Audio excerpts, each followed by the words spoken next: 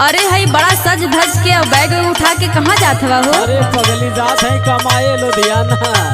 तू बार बार लुधियाना जाला कत्तो ना तू सहार वार मिलाला हो? अरे लुधियाना हमार जगह बन गई है ना। हई हमार बात सुना पहले। अच्छा सुना। खटिया बिनवाई के कमाए जाए राजा,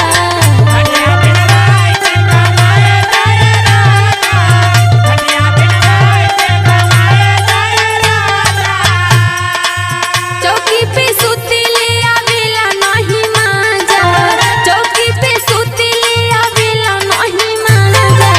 खटिया बिनवाई के कमाए जाए राजा, खटिया बिनवाई के कमाए जाए राजा, खटिया बिनवाई के कमाए जाए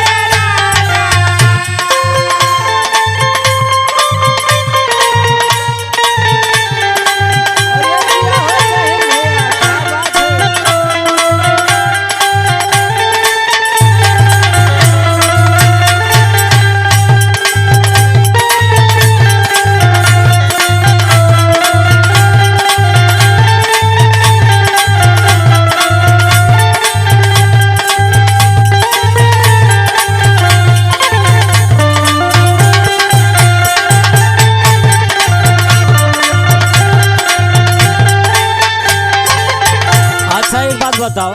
हाँ बोला। पलंग हो, चौकी हो और चौकी पर सोफा लगा लेती, आराम से सुतती। लाइक धई देलवा का हो ना बोला था? अरे धैले ना तब कहा थे ना। पलंग उलंग तो बात कर, तुम्हारा हाथ का घरन कितना भरल बैना देखा था टूटल फूटल। अच्छा हाँ तो ठीक बनवा का बनवाना बहुत टूटल की कहा बस हो जा। सुना सुना सुना। टूटल फूटल खटिया से घरवा भरल बा।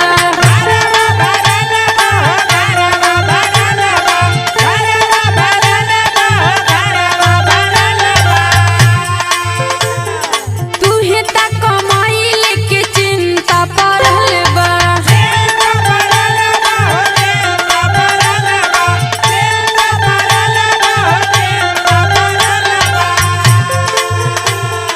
ए राजा जी, का हो? जब केहू आवेला ना तो हमके बहुत शर्म लागेला हो केहू बैठा है टूटल अच्छा। खटिया पे। अरे तो खबरों मत सुना सुनाओ। अबे रिश्तेदार ता लागेला हमके लाजा, अबे रिश्तेदार ता लागेला हमके लाजा। खटिया बिनवाई के कमाए जाए राजा, खटिया बिनवाई के कमाए जाए राजा, खटिया बिनवाई के कमाए जाए राजा।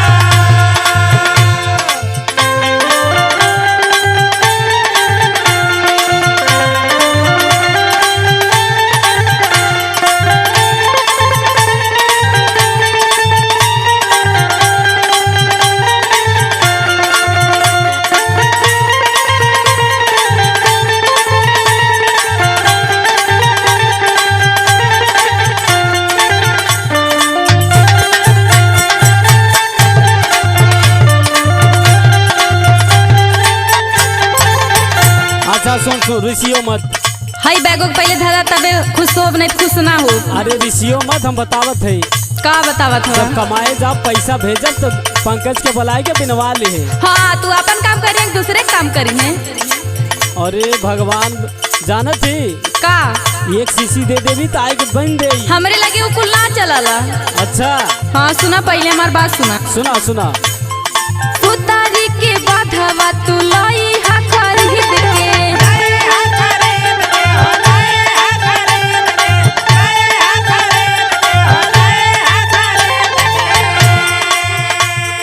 ढेर दिन चली ना तू लाई हा प्लास्टिक के।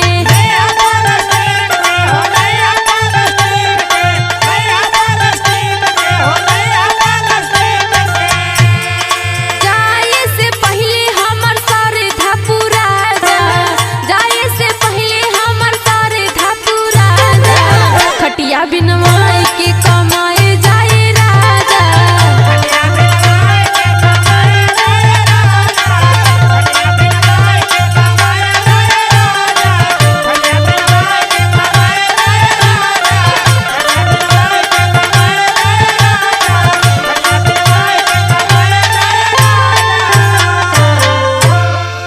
अच्छा तो ठीक बा, खटिया बिन ले तब जाब कमाए।